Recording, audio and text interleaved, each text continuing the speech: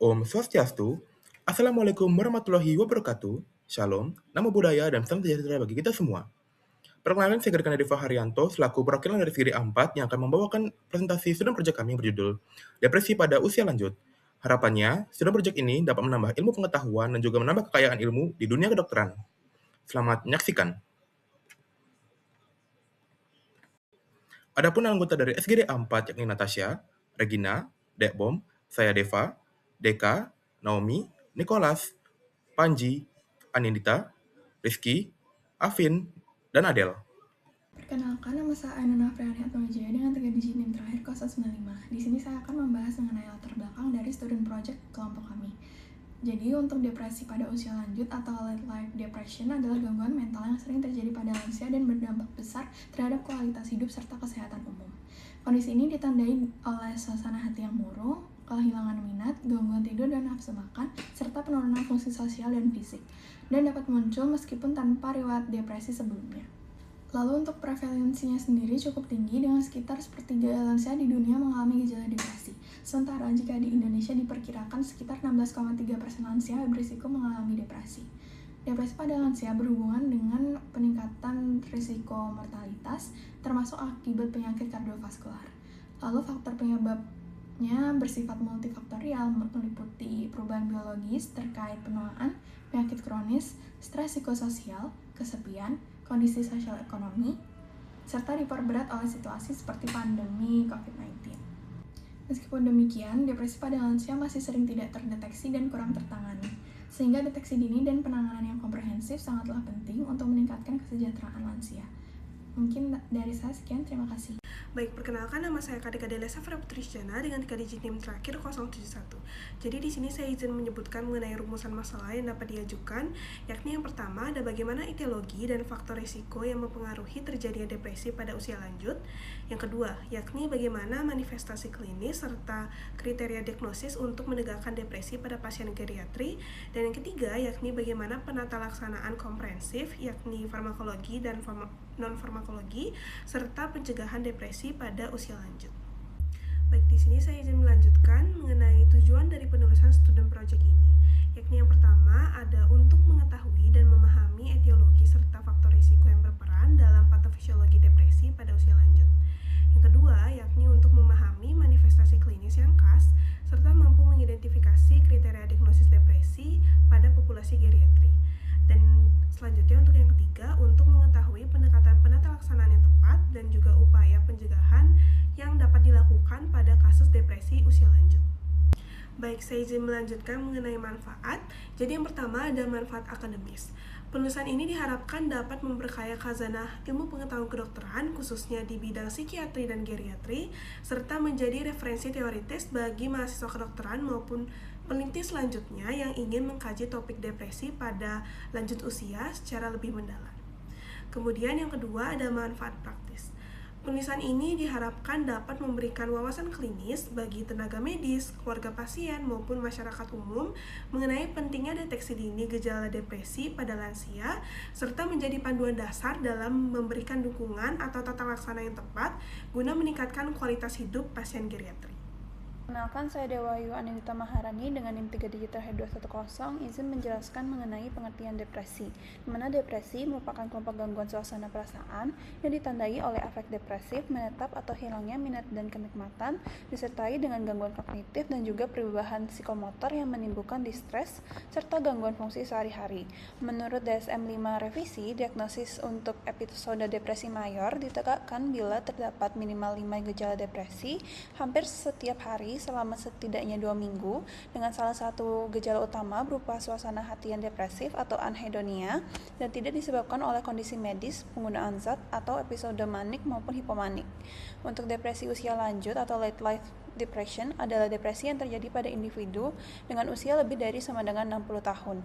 Dengan kondisi ini berkaitan erat dengan penyakit kronik, perubahan neurobiologis penuaan, serta faktor psikososial seperti kehilangan dan isolasi sosial, sehingga sering tidak terdiagnosis dan berdampak besar terhadap kualitas hidup serta disabilitas dan juga mortalitas lansia. Sekian dari saya, terima kasih. Depresi pada lansia di Indonesia bersifat multifaktorial, dipengaruhi oleh penyakit kronis seperti hipertensi, diabetes, nyeri kronis, dan gangguan tidur, serta faktor psikososial berupa kehilangan pasangan, penurunan status ekonomi, dan melemahnya dukungan keluarga. Lansia dengan komorbiditas multiple, penurunan fungsi aktivitas sehari-hari atau IADL, usia lanjut dan pendidikan rendah, terutama perempuan, memiliki resiko depresi yang lebih tinggi. Kurangnya interaksi sosial dan isolasi yang semakin berat selama pandemi COVID-19 turut meningkatkan prevalensi depresi. Secara keseluruhan, prevalensi depresi lansia di Indonesia berkisar 12-36% dan cenderung meningkat sehingga diperlukan screening dini, penguatan peran keluarga, dan pendekatan geriatri multidisiplin untuk penanganannya. Perkenalkan, nama saya Nimade Regina Maeswari dengan 3 digit NIM terakhir 031. Selanjutnya saya akan membahas tentang faktor fisiologisnya, yang mana depresi usia lanjut atau late life depression adalah gangguan afektif yang muncul akibat interaksi faktor biologis, klinis, dan juga psikososial. Secara biologis, LLD ditandai dengan disfungsi neurotransmitter seperti serotonin, dopamin, dan juga noradrenalin, penurunan fasilitas sinaptik, atrofi limbik, dan rendahnya BDNF. Penuaan juga memicu perubahan epigenetik, stres oksidatif, dan kerusakan neuron yang akan meningkatkan kerentanan terhadap depresi. Selanjutnya, patogenesis LLD juga melibatkan disregulasi sistem imun serta neuroendokrin. Peningkatan sitokin proinflamasi memicu inflammaging, mengganggu hemostasis glutamat serta menurunkan serotonin. Disbiosis usus mempengaruhi inflamasi dan perilaku afektif melalui sumbu gut-brain. Hiperkortisolisme akibat disregulasi sumbu HPA meningkatkan beban alostatik, memperparah gejala depresif, neurodegenerasi serta memiliki risiko demensia.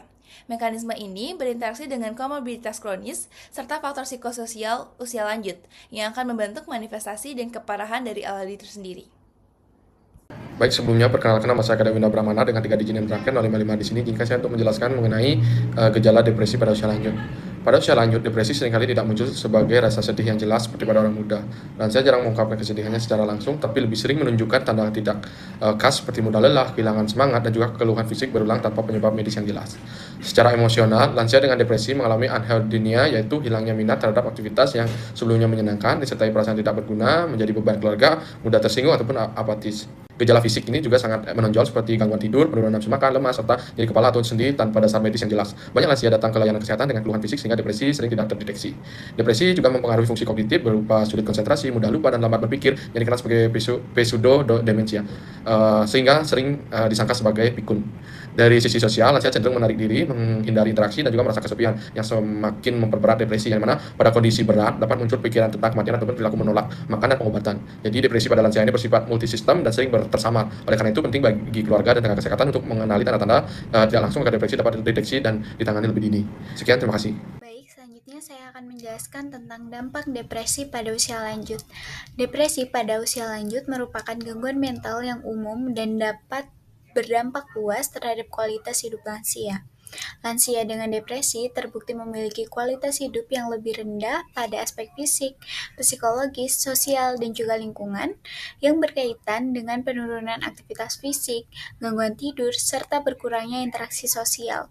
Depresi juga berhubungan dengan penurunan fungsi kognitif dan mempercepat penurunan daya pikir serta memori, terutama pada lansia yang mengalami isolasi sosial. Secara fisik, depresi meningkatkan risiko disabilitas fungsional, memperburuk penyakit kronis seperti hipertensi, serta meningkatkan risiko mortalitas. Selain itu, depresi juga dapat menurunkan motivasi untuk menjalani gaya hidup sehat, sehingga dapat memperburuk kondisi kesehatan secara umum. Dari sisi psikososial, depresi menyebabkan kesepian, penarikan diri, dan hilangnya peran sosial, sekaligus meningkatkan beban keluarga dan sistem pelayanan kesehatan.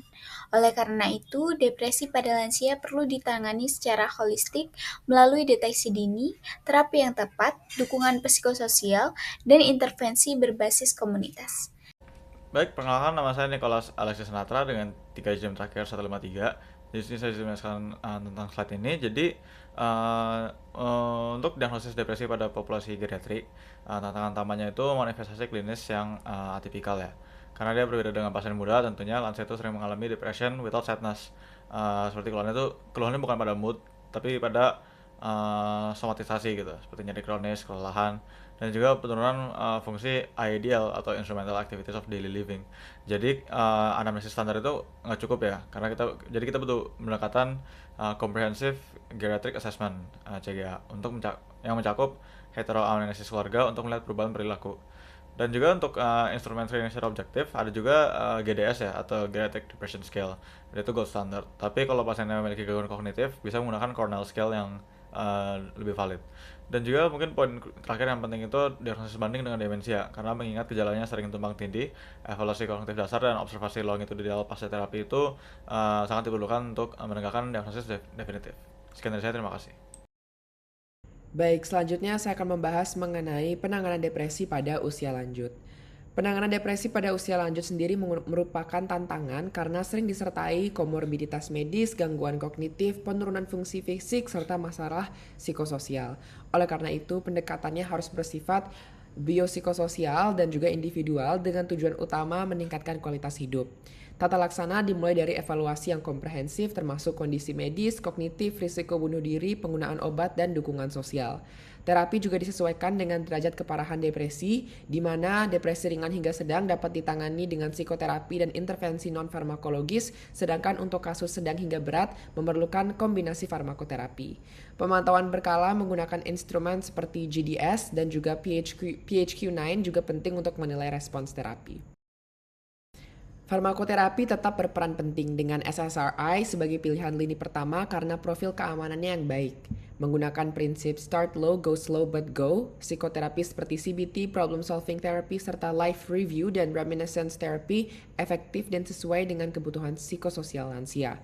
Keberhasilan terapi diperkuat oleh intervensi pendukung seperti aktivitas fisik, perbaikan tidur, pengurangan isolasi sosial, dan keterlibatan keluarga.